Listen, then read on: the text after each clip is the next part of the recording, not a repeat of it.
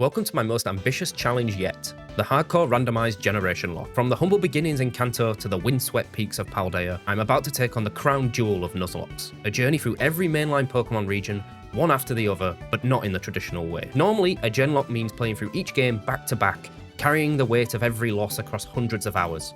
But what if there was another way? What if each gym badge wasn't just a symbol of victory, but a key?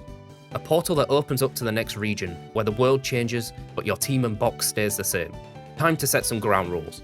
Standard hardcore rules apply. Fainted Pokemon are considered dead, only the first encounter on each route must be caught, level caps are enforced, set mode only, and most importantly, no items in battle.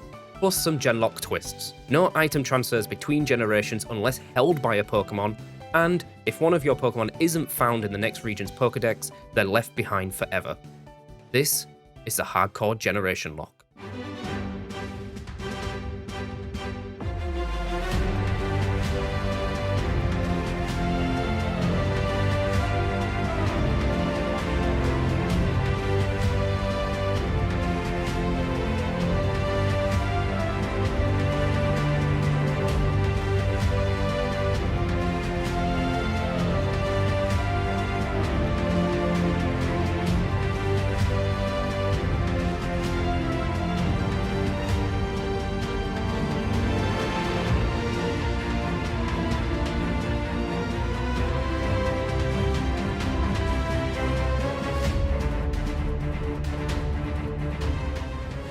Chapter 1. A familiar beginning. Our adventure kicks off where many great stories begin.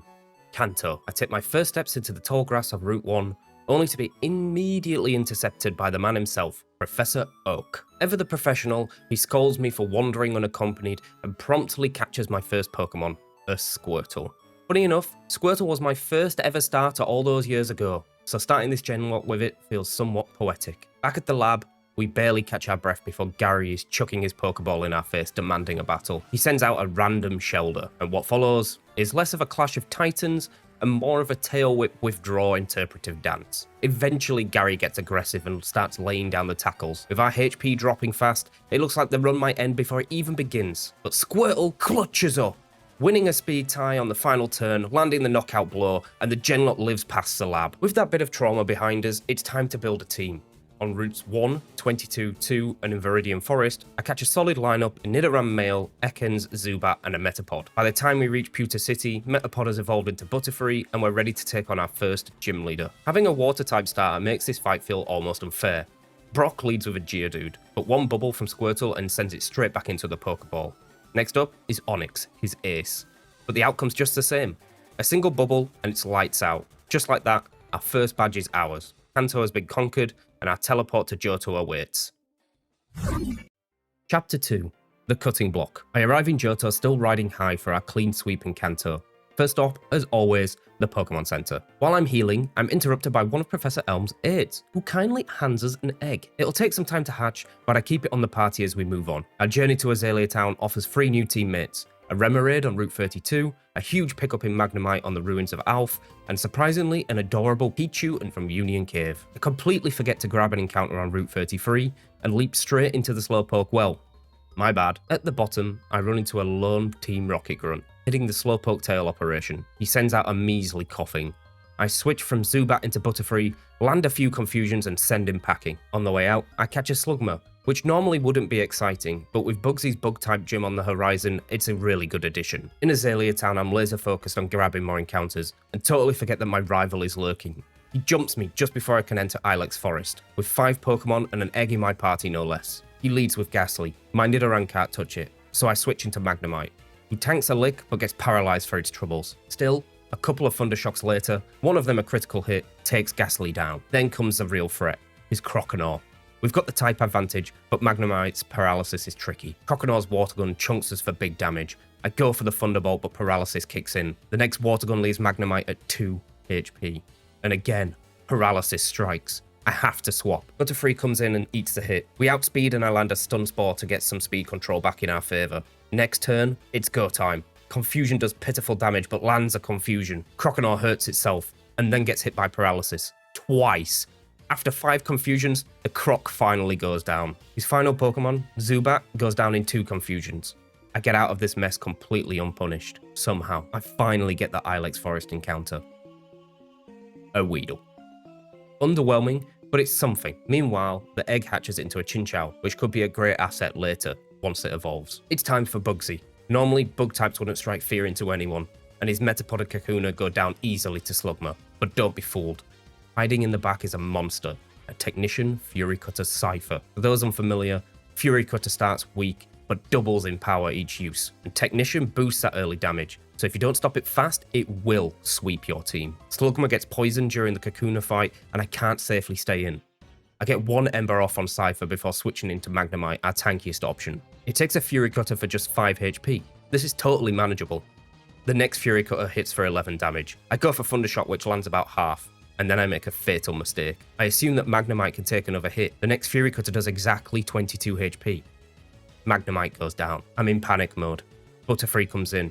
If we can live one hit, we win. We survive and fire off a confusion, but it's not enough. Cypher lives. One Fury Cutter away from max power, I need a sacrifice to get a free switch. Slugma is chosen, and it goes down. Now, I need Beedrill to outspeed and clean up, but Cypher deletes it instantly. It's over, or so I thought. Nidoran comes in, I accept this is where the run ends. I click Horn Attack out of desperation. Cypher's blades slice one more, but Nidoran holds on. Horn Attack lands, Cypher goes down, and against all odds, we win. We limp out of Azalea with our second badge, and a whole lot less hope than when we had entered. I step onto the teleporter, headed for Hoenn, praying that we can leave the wreckage of Johto behind us. Chapter 3. Thunder, Blood, and Bite. Following a quick team rebuild at Dewford Pokémon Center, our good old pal Mr. Briny is waiting patiently at the dock. He gives us a breezy lift across the treacherous waters of Route 107 before we arrive on the sunny shores of Slateport City. There's no time to relax though. We walk straight into a commotion involving Team Aqua and the stolen Devon goods. Being the upstanding citizen that I am, I storm into the museum and hand out a beatdown to every grunt in sight. This is our first back-to-back battle of the game. No healing, no switching between fights. But I have a cunning plan to take advantage of this. With some clever pivots, we get Pichu and Ekans to take out the first grunt's Carvana. This triggers the evolution of our little Pichu into a fully fledged Pikachu. Importantly, just before the next grunt wants to battle. The second grunt sends in a Zubat, but Pikachu is ready to shine once more. One Thundershock later and it's toast. Another Carvana is next. Pikachu's on a roll. Another easy Oko. With Team Aqua handled, we snag one more encounter in Route 110 before our rival battle. And wouldn't you know it, we find a Feebas. Pretty useless now, but once we hit level 40, that awkward little fish will become a real monster. Before facing May, I get the team to level cap, triggering a handful of evolutions. Nidoran becomes Nidorino, and most importantly, our OG starter Squirtle evolves into Wartortle. May is waiting for us on Route 110, ready to throw down. She leads with a Wingull, but I'm prepared. I've got Pikachu up front. One Thundershock later, the Seagull is fish food. Next comes Slugma. I swap to Wartortle but immediately get yawned.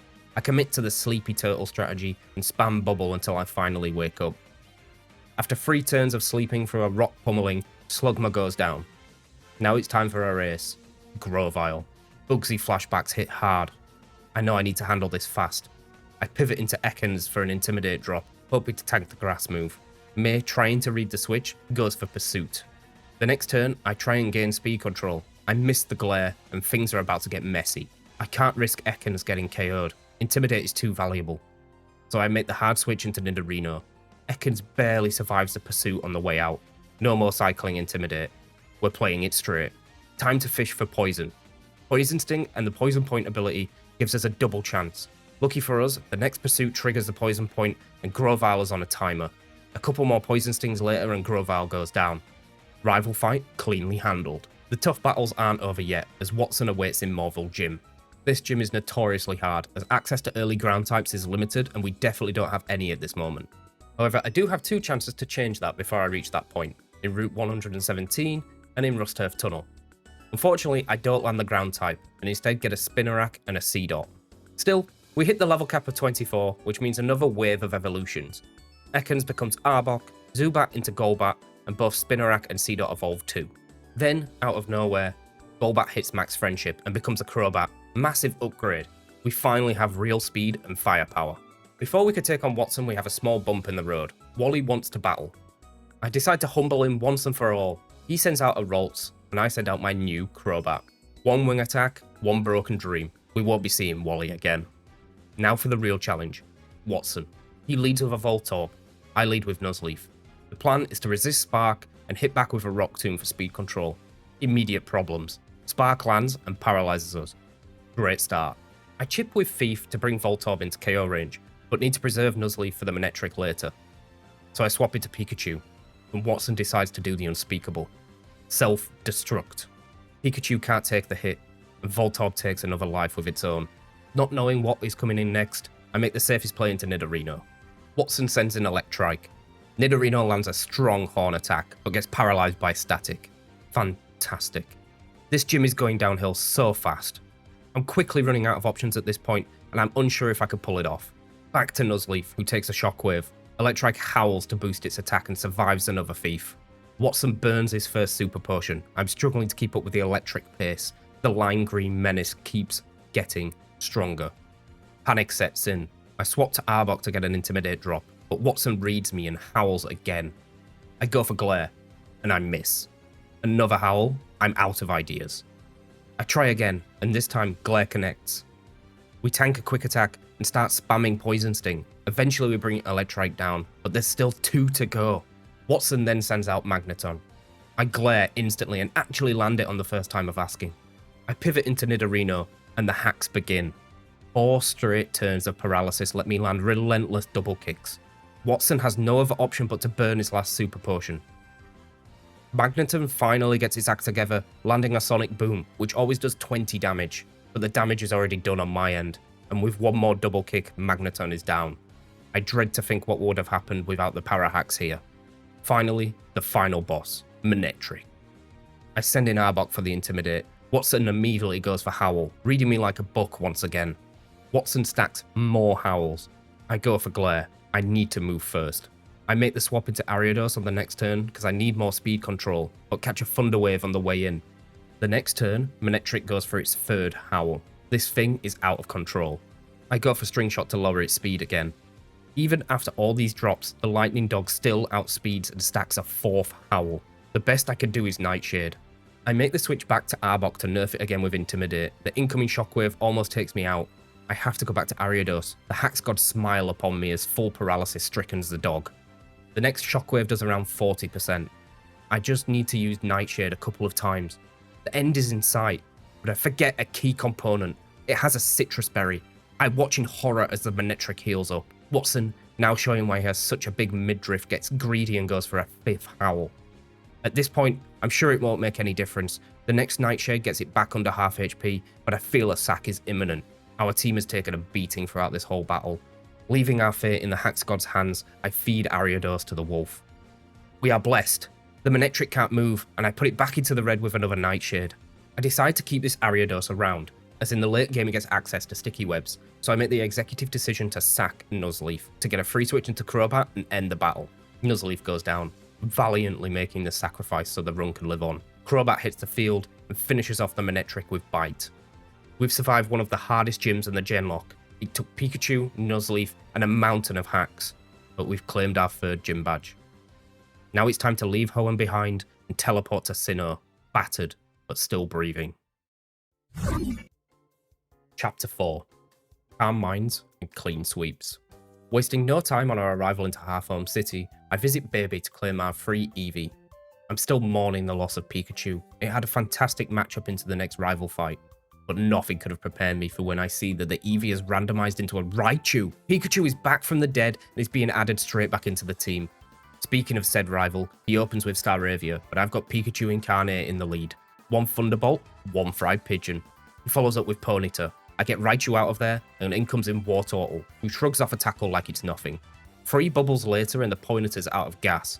Then comes in Roselia, an obvious counter, but I saw this one coming. I have the perfect answer waiting in the wings, literally. I swap to Crobat. Roselia misses the stun spore on the switch in, giving me a free, sharp beat boosted wing attack. Boom, gone. Then it's just his ace, Prinplup. I stay in, assuming it doesn't have any ice coverage yet. I land a wing attack that brings it under half, and it responds with Growl. I play it safe and pivot into Raichu, who easily takes the incoming Bubble Beam. Thunderbolt hits like a truck, and that's all she wrote.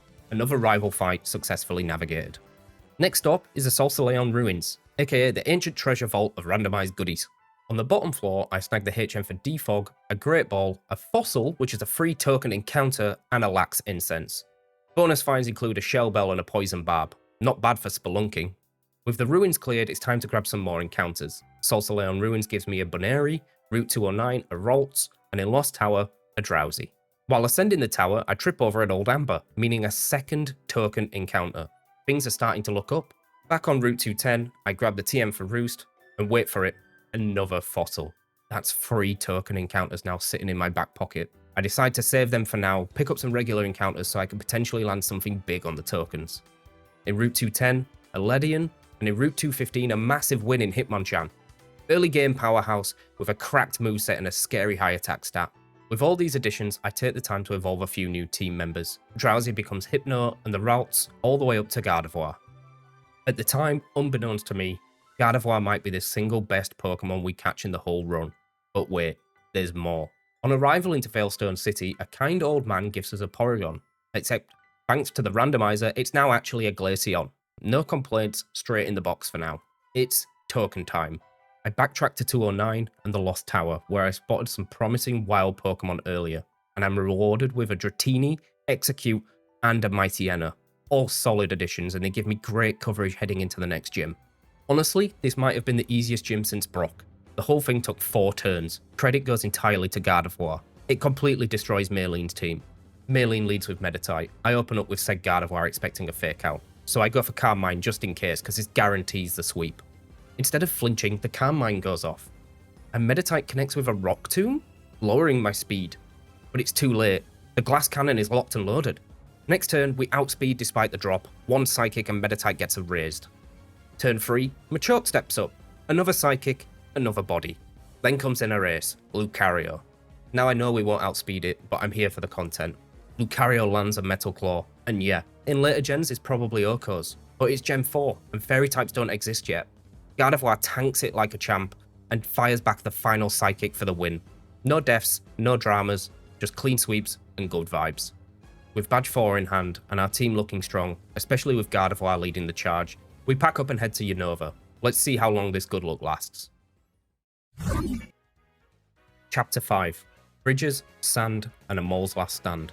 Arriving in Nimbasa, I waste no time, making a beeline out of the city. We've got fresh encounters to catch.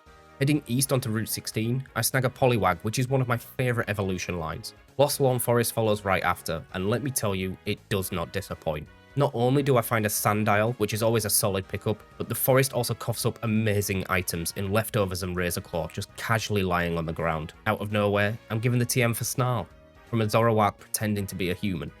Yeah, don't ask. Thinking things could possibly get better, I head west onto Route 5. Bianca shows up, gifts me Fly, and introduces hidden grottos. She leads me over to investigate, but I was not ready for the behemoth nesting in the trees, an Electivire. We catch it and keep it rolling. Route 5 also gives us a Cubchoo, and just when I think my luck is tapped out, the Driftvale drawbridge drops a lone feather, falling from the sky, gently placing a Bagon onto our lap. At this point, the box is looking absolutely stacked. Once in Driftvale City, I do what any good trainer does, talk to everyone for free stuff. The locals deliver a big root, air balloon, bread plate, and the TM for X-Scissor. I then get wind of an ex-Team Plasma admin named Rude, who's looking for someone to take care of a special Pokemon if they can prove themselves worthy. I step up to the challenge, letting Electivire handle it. A couple of Thunder Punches later, his Herdier and Swoobat are down for the count, and just like that, I'm entrusted with N's Zorua. Before we face Clay, there's still one more encounter to grab, Route 6. I pick up a Bulbasaur, and it's immediately clear that this thing is going to be useful in the gym. Before running headfirst into Clay's Sandstorm, I need to level up and evolve the new additions to the team. Now usually Clay is a big threat, that Excadrill is no joke, but this time, I have numerous counters to his team of ground types. Clay sends out Krokorok, and as quickly as it enters a battle, it leaves as Water Pulse one-shots, no time wasted. In comes in Sandslash, another Water Pulse, but we miss the range. Sandslash survives on a sliver and hits back with Bulldoze, but we take it just fine. Clay then burns a Hyper Potion as we hit another low roll. This stubborn shrew gets off a rollout, but finally we drop it with one last Water Pulse. Now comes in the real danger, Excadrill. It's fast, hits like a truck, and has Swords Dance. If it sets up, we're in trouble. I don't risk it. I swap to Mightyena for the Intimidate drop. At -1, we could stomach a hit and get a safe switch into Hitmonchan, who takes everything this mole can throw at us. Excadrill slashes, but no crit. Thank Arceus. Drain Punch lands, KOing it and healing us back up to full. That's what I like to see. And with that, play hands over the 5th badge. I punch my ticket to Kalos with momentum on my side, headed straight for the bright lights of Lumiose City. Chapter 6. A Poisoned Fairy Tale. Ah, Kalos. My least played region and fittingly our shortest stop in the entire run.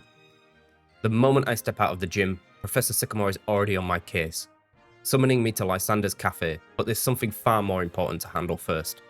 Our beloved starter has finally reached its evolution threshold, and just like that, we've got ourselves a Blastoise, a true milestone for the team. With that box ticked, I head over to the cafe and sit through what feels like 5 straight minutes of philosophical nonsense. My reward? A King's Rock. We're thrown straight back into the action as Serena challenges to yet another rival battle, if you can even call it that. She leads with Meowstic as I lead with Electivire. 2 Thunder Punches later and the Meowstic is toast, but not before it hits us with a Psychic that does way more damage than I expected. So when Absol hits the field, I don't risk it and I pivot straight to Hitmonchan. 1 Drain Punch and the Absol disappears without a trace. Serena's final hope is Greninja. It tries to stand its ground, but it's no match for Hitmonchan either. Another Drain Punch, and the frog meets the same demise. Pushing on to Route 14, we snag our only encounter of the chapter, an Abra. Normally, I would be stressing, but we've got Ultra Balls now. I catch it before it teleports away, and add another powerhouse to the box. Wandering deeper into the forest of Route 14, I stumble across a Banetite, the first randomized Megastone of the run. A pretty cool find, but unless we get super lucky, I'm not banking on finding a Banette. The only other item worth mentioning is a Dragon Fang hiding near the Pokeball factory. Pretty good, but it's useless for now, at least in the upcoming gym. As the level cap has increased to 42, this now means that every Pokemon will be fully evolved. 8 of our boxed Pokemon evolve, including heavy hitters like Alakazam, Milotic, Crocodile, and the pseudo-legends like Salamence and Dragonite. The box is stacked. Onto the gym. The Big Bag Dragons have no place in the team. We have to come up against the Fairy-type gym leader, Valerie. The one Pokemon we do have though is Nidoking, and Valerie has nothing to stop it. Valerie opens up with Mawile, but gets instantly folded by a stab Earth power. Next in the firing line of the rampaging Nidoking is Mr. Mime. 1 Poison Jab later and the health bar goes down like a lead balloon. Finally, her ace, Sylveon. It lives the incoming Poison Jab on a sliver of health. Cue the poison. The RNG gods smile upon us. I watch as the poison ticks, taking the Sylveon down, and just like that, the Fairy Badge is secured in 2 minutes flat. I'm also gifted the TM for Dazzling Gleam, that I can teach a number of my Pokemon in our party, before we set sail to the sun-soaked beaches of Alola. Chapter 7, where auras ignite and bonds break. Alola, one of my favourite generations, so you'd think I'd be excited to finally get here, but no. In fact, I've been dreading this moment for the entire run so far. Ultra Sun and Moon have a reputation, and it's not a good one. They're known as the hardest vanilla Pokemon games out there, and I know this firsthand. I've tried to Nuzlocke them 3 times in the past, and every time I've met my end at one place, the Pony Island Gauntlet. Specifically, Veteran Eric, and the brutal totem fight that follows. It doesn't matter how good your team is, one thing is for certain, souls will be taken. But this time, things feel different. I'm riding a deathless streak. We've stomped the past few gyms, and the box is stacked with some absolute monsters. I've never been more prepared. Making my way back to Seafolk Village, I hit a lucky fossil on the ground. A free token encounter. Like in Sinnoh, I'm saving that until I've seen what the island has to offer. On Executor Island itself, I skip the tree encounter and go straight into the grass. It's a Swablu. Not bad. In Pony Wilds, we find a Coughing, which I'm holding on to in case we make it to Galar. But speaking of evolutions, I had an Execute in the box just waiting for the right time to evolve. But with no access to a Leaf Stone, and with the time and the place lined up, we have ourselves a big old palm tree. Swablu evolves too, and finally, Poliwhirl gets the Water Stone treatment, evolving into Poliwrath. Now for some more encounters. Pushing on, I fish at Ponybreaker Coast, landing a Galvantula. Ancient Pony Path tosses out a Togekiss, but nothing, absolutely nothing could have prepared me for what showed up in the vast Pony Canyon. A Shuppet. It doesn't seem like an encounter to be excited about, but rewind to Kalos, Route 14. That Banetite we found, the stars have aligned. Time to dust off the Mega Bracelet. Routing around the hidden corners of Vast Pony Canyon, I find some pretty decent items. One to note is a Magmarizer, which helps me make my mind on how I want to spend my token encounter. While traversing the canyon, I had seen a Magby in the grass, along with a load more fire types that my current box was lacking. I successfully catch the Fire Baby, evolve it into Magmortar, and Electivire finally gets his fiery counterpart. I ready the team and brace myself for veteran Eric. Eric has haunted me for years. His team is solid. Noctowl, Slowking, Flygon, and last but not least, a sweeping Gengar that outspeeds my whole box and can two-shot everything.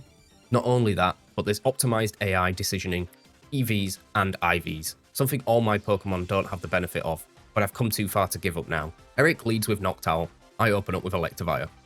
Noctowl's only here to set up the Pokemon in the back. It's got Tailwind, Reflect, and Air Slash, which has the chance to flinch. My plan is to set up a light screen, stall out Tailwind, and get Magmortar in. Then we can get the sun up. The plan kind of works. Electivire eats a crit early, but we get the job done. We bring Magmortar in, the sun's up, Flamethrower misses the range, and Noctowl gets to reset the Tailwind. AI, seeing that I could KO the next turn, makes a swap into Slowking. Unbeknownst to Eric, I have a trick up my sleeve for this pesky wall, Solar Beam. But the Slowking just laughs it off and fires back with a Psychic for just as much, if not more damage. I charge up another Solar Beam to take it out. Flygon enters next. It's the only Pokemon we have a direct counter to with Togekiss. It only has Dragon and Ground-type damaging moves, so I make the switch on the incoming Earthquake. This is where it gets a bit dicey. Not expecting Eric to make the switch, I click Dazzling Gleam. Eric shows me why he is the battling veteran and sees his opportunity to get the Gengar out, resisting the hit. I go for Air Slash, praying for a crit. This is my only chance at free damage. Gengar drops a Shadow Ball that chunks just over half. No crit on my end, and just a red HB bar taunting me. I have to switch, but no one on my team can take two. Crobat is my only hope. Crobat enters the field, the Shadow Ball does exactly 50. A glimmer of hope. The next turn, I go for Acrobatics and pray. Gengar outspeeds. Shadow Ball. Crobat goes down. The first soul lost to the canyon. Bennett steps in, bloodthirsty for revenge. Time to Mega Evolve. We go for Sucker Punch, the Gengar is finally gone. Flygon re-enters. I leave the Bennett in to Sucker Punch, forgetting that its defenses are like paper. Sucker Punch does around 40%, but the returning Earthquake to my horror almost OHKOs. Don't ask me why I risked this when I have the perfect answer in Togekiss in the back. I swap Togekiss in, and Moonblast takes out the Flygon. Noctowl limps back, paralysed in the red. Another Moonblast, and Eric is defeated. But I'm only halfway there. Next up is the Totem of Pony Canyon. I am at the mercy of the randomizer. A random legendary will be getting an Omni boost, and the ability to call any random Pokemon to be its ally to put me in a 2 versus 1. I lead with Togekiss, as most of the broken legends don't have a favourable matchup into Fairy or Flying types. And I have access to spray Dazzling Gleam to do damage to the Totem, but also the ally when it hits the field. I fear my fate as I watch the Komodo animation play out. Revealed to me from the depths of the Pony Canyon, the Totem appears. It's Articuno. Now knowing what I'm dealing with, I pivot into Magmortar as the Articuno uses Mind Reader. A pretty good turn until the ally arrives. Oyster. You've got to be kidding me. Articuno reveals Ancient Power. Not only is it super effective, but it's only a matter of time before this bird gets another Omni boost. I decide to set the sun up, as Cloyster sets a layer of spikes, as if it knew my Alakazam in the back was holding a focus sash. Another Ancient Power lands as Magmortar holds on for dear life. Now is my chance to do some serious damage with a sun-boosted Flamethrower. Not even half. But it does get the burn, and now Articuno's on a timer. Spike's Layer 2 goes down as the burn damage ticks. I decide to keep Magmortar alive, and I make the switch into Alakazam. It's specially tanky and might be able to take some hits from Articuno. Cloyster protects, as the third Ancient Power comes in. Luckily no boost, but the burn damage ticks. The Articuno looks in range of a Psychic. I go for it and watch in anticipation. The Articuno outspeeds, landing a Freeze Dry. It crits. Alakazam is gone. Another soul lost to the canyon. But the burn damage ticks. Knowing everything on my party is now slower than both Articuno and the Cloyster, Bennett is ready to Mega Evolve, boost its attack stat, and Sucker Punch before the Articuno can take another victim. But the worst possible turn happens, as Articuno goes for Mind Reader, meaning the Sucker Punch fails, and the Cloyster finally gets its act together and uses Aurora Beam. The burn damage ticks. Bennett is on the cutting block. I'm unsure if it can take another Aurora Beam, but I need to get this totem out of the way. I stay in. This time, the Sucker Punch lands, goes through and does absolutely nothing. Articuno returns fire with a Freeze Dry, and yet another soul is lost. The canyon. Hopefully the last. The burn damage ticks. I had prepared myself for a situation where I needed priority to pull through. Ready up the second Sucker Punch user in Galvantula. Cloyster protects as our little rescue spider takes down the totem and the focus shifts to the undamaged mollusk. Garvantula is the perfect answer in this situation. I use Electro Web taking down the Cloister to red, ensuring that I outspeed the next turn. It opts to set up a third layer of spikes as it stares death in the face. The second Electro Web lands, and with that I have finally cleared the Pony Gauntlet and the totem on the third time of asking. I walk down the tunnel towards the light, leaving our fallen behind, moving onwards to the lush fields of Galar. Chapter 8. Stadium lights cast long shadows. I emerge from the teleporter and straight into Route 9, just west of Spikemouth. A pleasant change from the Pony Canyon, but there's no time to soak it in, as we're deep into the endgame now. Just like back in Alola, we can get our hands on a regional form here. That coughing that we caught in Pony Wilds, it finally evolves into a Galarian Wheezing, a massive upgrade over its Cantonian counterpart and a strong addition to the roster. Before reaching Hammerlock, we bag 2 more encounters, a Crustle on Route 9 and a Mareanie on Route 7. Not flashy, but both could add some serious bulk to the team in specific situations. While exploring, I find a pair of safety goggles, which is huge, especially heading into a gym which is full of weather abuse. Speaking of gyms, we arrive in Hammerlock and cast our eyes up towards the majestic stadium in all its glory. This isn't your usual gym. Raihan's squad is all about double battles and weather wars. A worst case scenario in Nuzlocke runs. First up, Trainer Sebastian. He sends out Pelipper and Siligu, setting the rain. I lead with Blastoise and Glaceon, but quickly realise that I need to keep Glaceon's air balloon intact for Raihan, so I pivot into Gardevoir. Blastoise fires off an Ice Beam into Siligu for decent damage. Pelipper answers with a Tailwind, setting up speed control. Siligu throws a Dragon Pulse into Gardevoir that does 0 damage, as it now has its Fairy typing. With the wind in Sebastian's sail, Pelipper goes on the offense with Water Pulse into Gardevoir, but I have a good special bulk, so it doesn't even do half, even in the rain. Siligu swaps targets and Dragon Pulses into Blastoise for a small chunk. Blastoise finishes off the Siligu with a second Ice Beam, and Gardevoir throws out a single target Dazzling Gleam. I make the switch into Executor, predicting the Pelipper to attack Blastoise. I make the call right as Pelipper air slashes into Blastoise. I don't flinch and return another Ice Beam to win the battle. I'm feeling good. 1 trainer down, 2 to go. But then my world comes crashing down.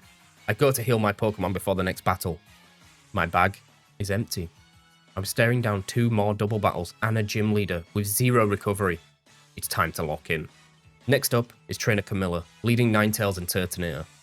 I swapped up my leads to Hitmonchan and Nidoking as the Scorching Sun is set. With little experience or knowledge of Turtonator, I have no idea how its signature move works.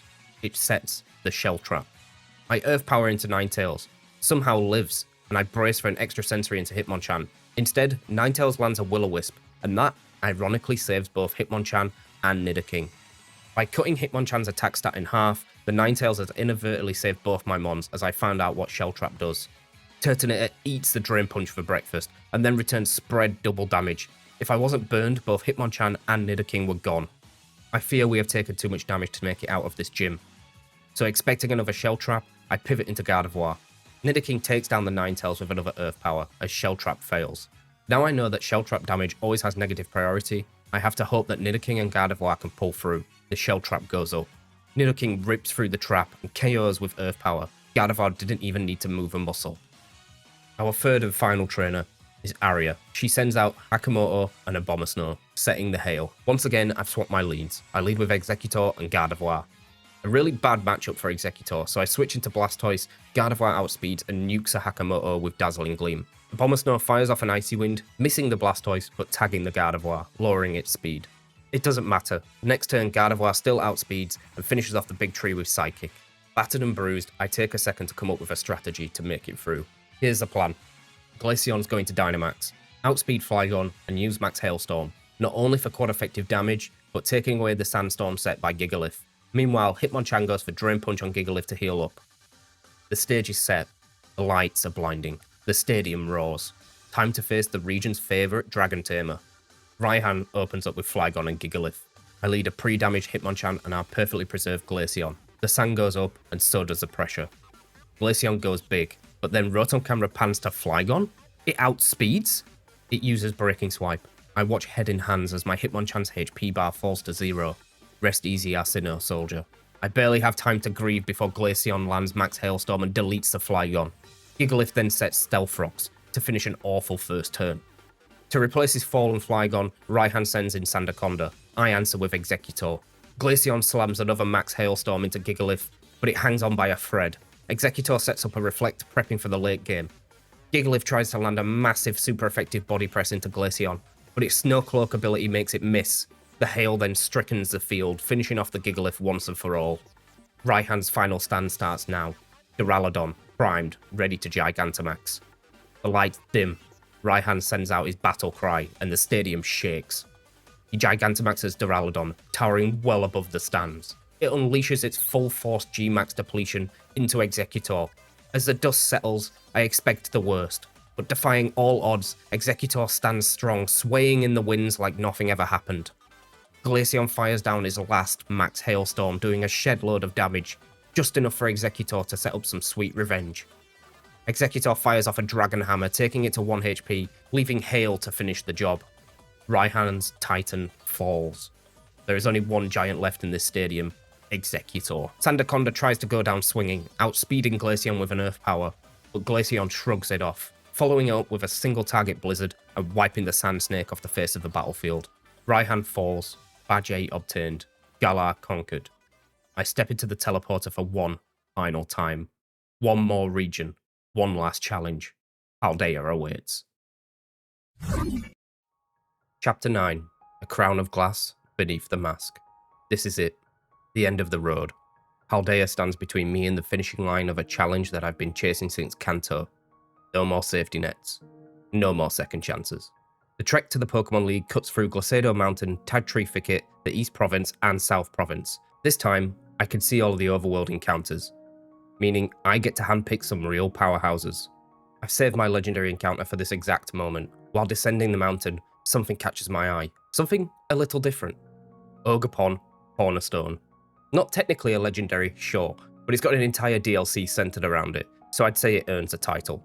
In the following routes, I pick up Volcarona, Mamoswine, and a Primeape. Filled with so much rage, it dies and is reincarnated into Annihilape. Pure, seething aggression in Pokemon form. With a loaded box of options, I sit down to make the call. Time to pick the final 6. The team that will define this run. Annihilape. Born from Fury. Forged in Hellfire. Rage Fist grows stronger with every hit. This thing has already died once, so it will not go down easily again. Ogerpon Cornerstone. Rock Grass gives me the edge against several Elite Four threats. Ivy Cudgel's crit rate is ridiculous, and with Sturdy, Ogerpon can always get one in no matter what. Salamence. It's finally time. The dragon that's been waiting in the wings since Driftvale Bridge, ready to soar. Intimidate support, insane physical attack stats, Salamence is here to pick up the pieces if needed. Gardevoir. A staple since Sinnoh, that I've never been able to drop. Calm Mind sweeps, just the right coverage. Gardevoir has been there through it all, and this Elite Four run is no different. Volcarona, the flaming snowball. Once it gets going, there's no emergency stop. With access to Fiery Dance, it doesn't just sweep, it burns legacies to ash. Crocodile, the sleeper pick, the bully of the sand. This thing has Moxie, every kill makes the next one easier. Its coverage is wild, it brings key immunities to Psychic and Electric that could save this run. This is it. This is the team. No more retries, no more resets. One last challenge stands between me and the title of champion. The first member of the Elite Four is Rika, and her ground types are about to get rocked, literally. Ogerpon leads the charge. She leads with a Whiscash. I send in Ogerpon, I don't hesitate. Hornleech, 4 times effective, gone. Camerupt is up next. I go for Ivy Cudgel, surely enough, but it survives? For a second I see Ogerpon's life flash before my eyes, but instead of Fire Blast, it yawns. We're still breathing. I pivot into Salamence, expecting another Fire Blast. This time the prediction is correct, resisting the hit nicely. Salamence then cleans up with Breaking Swipe. Next in is Donphan. I swap back to Ogerpon on the incoming Stone Edge, and then the following turn use Hornleech to regain some precious HP. But I forget about Rock's weakness to Steel. Ironhead chunks me hard. A second Hornleech gets a KO and a smidge of HP back. Dugtrio hits the field next. Ogerpon outspeeds it and erases it. Last in is Clodsire. Rika terastallizes it into pure ground type, but the dream is already dead. Hornleech hits it hard. It poisons me with Toxic, it's a parting gift, and a final throat chop finishes the job. Rika falls, 1 down. Next out of the dreaded double doors is Poppy and her Steel types. Steel types with big offense and even bigger bulk. Time to unleash the flaming snowball, Volcarona. She leads Copperajah. Fiery Dance, instant KO, special attack boost, yes please. Corviknight, normally a problem with Brave Bird, but Volcarona is quicker and now at +1 special attack. Another Fiery Dance, Corviknight's HP plummets to 0. Guess what? Another boost. Bronzong enters. You know the drill. A third Fiery Dance, third KO, and a third boost. Magnezone shows up next. It survives the 4th Fiery Dance, thanks to Sturdy. And yep, we got another boost. It uses its guaranteed turn to put up a light screen, but we're already +4. It's already too late. Preserving the Fiery Dance PP, Bug Buzz finishes the job. Tinkerton is our ace, ready to swing that giant hammer. Normally it could take a hit behind light screen due to its fairy typing, making fire moves do neutral damage, but Poppy terastallizes into pure steel and throws Tinkerton under the bus. I match with my own terastallization into Bug. A potential Stone Edge would end Volcarona. Heatwave lands and it's a crit just for good measure. Tinkerton incinerated. 2 down. The double doors swing again, and comes out one of my favourite characters in all of Pokemon, Larry. The guy is just so relatable. Same tired eyes, but this time, he's not grounded. He leads with a Tropius. I lead with a familiar face in Ogerpon. I told you it had a good matchup. I pull the trigger early and terastallize. My body aspect activates, boosting my physical defense and removing my flying weakness. I blast it with an Ivy Cudgel, whacking it for all of its HP. Next up is Staraptor. It gets off an Intimidate in an attempt for damage limitation, but I'm pretty sure it doesn't matter. Another Ivy Cudgel, gone. Altaria, Cudgel, KO. Larry's facial expression says it all, as another Cudgel victim is sent out in Oricorio. The Baton of Rock lands directly on the head, and another HP bar evaporates. Last in is Flamigo. It terastallizes into flying. Once again, the Elite Four are suffering because of forced terrors. However, it could be dicey. If it outspeeds and uses close combat, even after the defense boost, it's going to be close. I risk it. Ogerpon moves first, launching the closing Cudgel, putting the final nail in the coffin for Larry and his Avery. 3 down. The double doors swing one last time, revealing the final member of the Elite Four, Hassel. He's not the first Dragon Tamer we've had to deal with in this run, but he's certainly the most formidable. First turn, Noivern misses Superfang as Crocodile lands a Stone Edge. Huge damage. Next turn, Superfang lands, taking exactly half. I finish it off with Crunch to not risk the Stone Edge miss. Dragalge's up next. I swap to Annihilate to take the barreling Hydro Pump destined for Crocodile. Next turn, I return a super effective Stomping Tantrum, while Dragalge switches it up and uses Dragon Pulse. Another Stomping Tantrum and sends a Sea Dragon back to the depths. Flapple enters. I terastallize into Annihilate to drop my flying weakness, expecting Aerial Ace. Rage Fist still isn't enough for the KO. Flapple tries to play the long game by setting up Leech Seed. Burning my terror on such a wasted turn is going to prove costly. Another Rage Fist takes Hassel down to his last 2 Pokemon, but he saved the best until last. Time for the first of 2 Leviathans, Axorus. I can't stay in. It has fairy coverage in Ironhead. I pivot to Salamence to drop a quick Intimidate, making the damage output more manageable. This perfectly sets up Haxorus to go for Dragon Claw, giving me the opportunity to get our Dragon Slayer Gardevoir in. Immune to Dragon type, it takes no damage, and now is Gardevoir's moment to shine. Moonblast deletes Haxorus, leaving Hassel with one last spine-chilling Titan, the powerhouse of Paldea, Excalibur. This is where the early Terror on Annihilate is costly. I don't think without the Stellar Terror boost on Gardevoir we could do enough damage. With no safe switch-ins, I stay in. The Terastallization comes in. Excalibur stands tall in shimmering light. Gardevoir summons the power of the moon. It doesn't do enough. I watch with my heart in my mouth as Gardevoir's HP drops. It holds on. Gardevoir returns another vengeful Moonblast, felling the mighty dragon, and in turn the final member of Elite Four. This is it. I have earned the right to take on the final battle. I walk through the double doors. The light is blinding. As my eyes adjust, I see the champion awaiting my arrival, Geeta, top champion of Paldea. The whole run has built up to this exact moment, through every region, every intense battle, and every loss. An almost perfect run now stares down its final challenge. The pinnacle of every game, the coveted title of champion. Let's get it done. Geeta leads with Espathra. I said Crocodile was a sleeper pick, but this is the exact reason why it made the final 6. To stop the omnipotent Ostrich from sweeping with a combination of Speed Boost and Lumina Crash.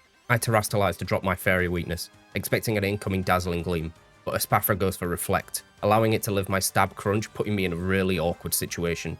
Crocodile gets hit by a Lumina Crash as our special defense falls by 2.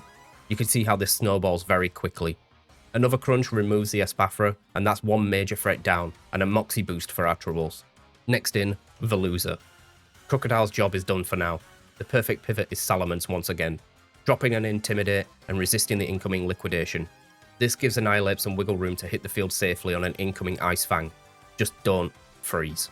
The Hax gods look down on me unfavourably, as Annihilate is frozen solid. I don't want to take unnecessary damage to Pokemon in the back, so I stay in. Annihilate's impressive bulk is shown here as it takes a super effective Psycho Cut without breaking a sweat. Next turn, Annihilate falls and smashes in a Rage Fist. Veluza is down. Next in, Go-Go. Under no immediate pressure, I fire off another Rage Fist for huge damage. Or so I thought. Go-Go lands a super effective Play Rough, almost taking Annihilate down. Next turn, I finish it off with another Rage Fist, but Death's Door is looming. Unexpectedly, Kingambit hits the field. This spells trouble. Steering to regain some control, I swap into Volcarona to take the Zen Headbutt destined to put Annihilate to bed. Fiery Dance is the obvious play. Volcarona has been on a tear, melting every steel type in its way. The Shroud of Flames engulfs the Kingambit, and when it clears, it still stands? To my horror, the Overlord rips apart the earth below Volcarona, landing a quad-effective Stone Edge. A brutal loss. A precious bug falls to the ground. A symbol that nothing in life is guaranteed. The sky turns dark as Crocodile hits the field again. With the flare of the Terrestrial Crown, the double damage Earthquake takes Kingambit's remaining HP. Moxie triggers, Gita down to 2, and she sends in the Avalugg. This is where Crocodile makes its last stand. By taking down the Espathra and the Kingambit, its job is done. So with one final roar, one last Earthquake, doing just enough damage to allow Ogerpon in the back to seal the deal. Crocodile pays the highest price as the Ice Titan hits back with an avalanche. The terrestrial glass shatters into 1,000 pieces as Crocodile hits the floor and the light-robbed sky turns to normal. Poised, ready for revenge, I send out Ogerpon to finish this battle in style. The Harbinger of the Rock Cudgel is back, thirsty for blood. Ogerpon smashes the Avalugg dead on the nose, and with that, one Pokemon remains between me and becoming champion. Gita's ace, Glamora. The sky turns dark once again, as Gita terrestrializes into the rock type. This would have resisted the Ivy Cudgel, giving her an opportunity to take Ogerpon down, but we read her like a book, making the play to Horn Leech, which would have resisted the hit before the Terror. It doesn't finish the job, but without a crit Sludge Wave, Ogerpon will never go down. There's no crit. Ogerpon uses Horn Leech for the last time. The glistening Glamora implodes as the terrestrial glass shatters. I am the champion. From Pallet Town to Mesagoza, from pixel sprites to 3D battles, Mega Evolution, Dynamax, Terrestrialization. Through every loss, every win, every moment where it felt like it all might fall apart, I held on. This isn't just the end of the run, it's the end of a journey. The Genlocke is complete. Or so I thought. The teleporter powers up, the winds begin to roar. It's freezing. Is this Mount Silver? There can only be one reason why the teleporter brought us here. We've beaten the champion. This must mean Red is the true champion. So I suppose if we're going to call ourselves the best trainer in all of the regions, we have to be the best trainer that ever lived. And how poetic, at the top of the summit of Mount Silver, this Genlocke will come to an end. Whether we like it or not. Hopefully Mel can take this Iron Tail. This is a light ball boosted Pikachu. I'm pretty sure we can. Earthquake, this is 100% Okoing. This Pikachu cannot take this Earthquake. It's just the starters that come after this that are the big problem. There's a big problem. So this should be Blastoise, because I'm assuming it wants to Focus Blast me. It could also Flash Cannon, because Flash Cannon is super effective. We're going to go into Plant Pot. Plant Pot can solo this Blastoise. There's a Focus Blast. We'll eat this for breakfast. No issues. Nice. Okay. So we're going to Giga Drain this turn. And make sure we're at the highest HP possible so we can live this next Blizzard. Because I'm pretty sure Blastoise doesn't have the beans to kill Plant Pot in one go. But also Plant Pot cannot KO this Blastoise. There we go, we're at full. Incoming the 100% accurate Blizzard, single target. but it's not stab. This should be fine. Nice, we hold. No freeze. Perfect. Let's go, Venusaur. Let's bring it home. So one more Giga Drain here, and this Blastoise is sent to the Shadow Realm. And I believe this is going to bait in Charizard, of all things. Red's Charizard.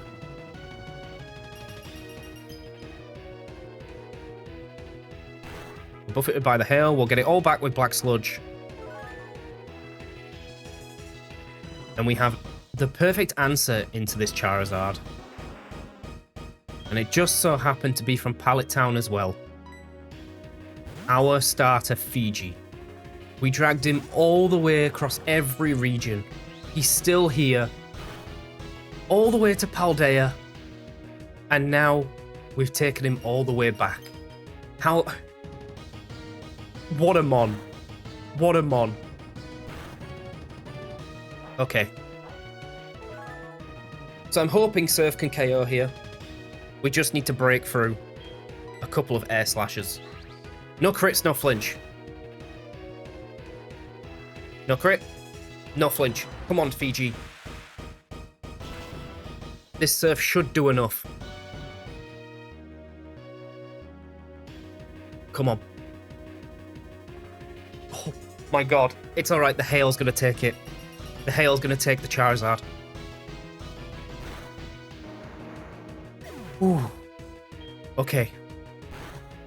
3 down.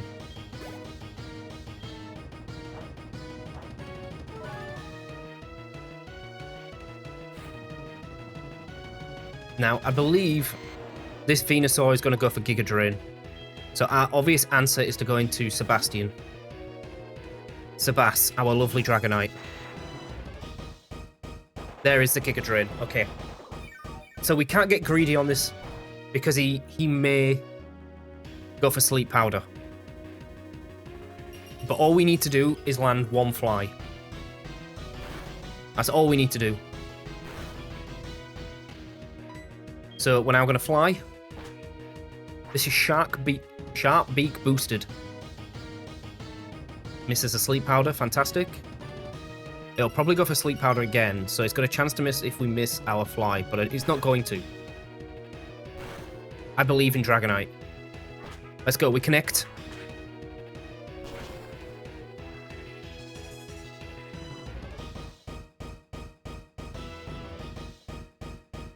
Nice. Let's go. 2 to go. 2 to go.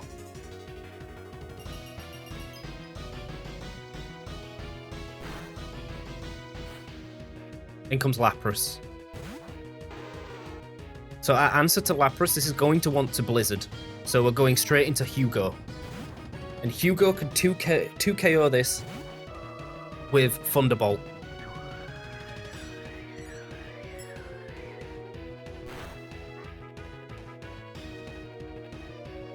Beautiful.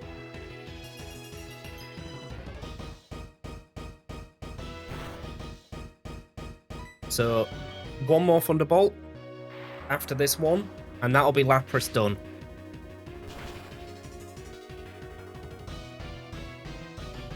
I mean, a cheeky Paralysis here would be fantastic. We don't get it. 100% Blizzard comes in. We should live. Yep. And the hail continues to fall. Stricken by hail. We'll have just enough in the tank for another Thunderbolt.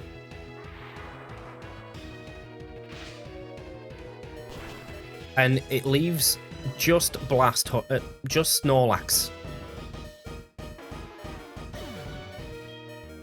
Which I believe our Electivire should be able to handle.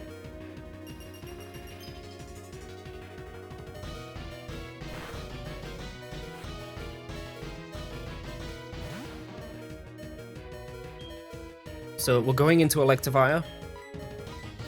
I don't know what move this could be. It could be any move. Blizzard. That's okay. Probably the best case scenario, because Snorlax isn't super offensive, especially offensive.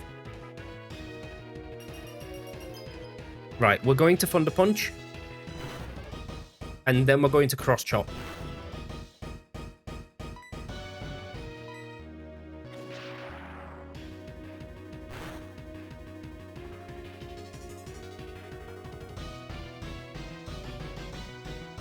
That's good damage. Crunch. Okay.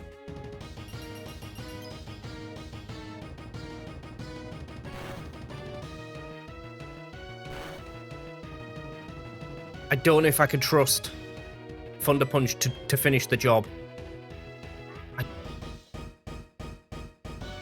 Here comes the Cross Chop. Let's go.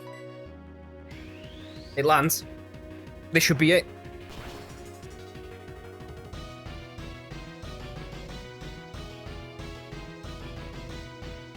We are the complete champion. The champion of champions. And there we have it, everyone. Thank you so much for watching if you made it this far to the end of the video. If you did, drop a like and subscribe. This video has been an absolute roller coaster to make. Not only just playing through every game, all the setup, all of the behind the scenes. It's taken me months to make. I really hope you guys enjoyed, and I'll catch you all in the next video. Bye-bye!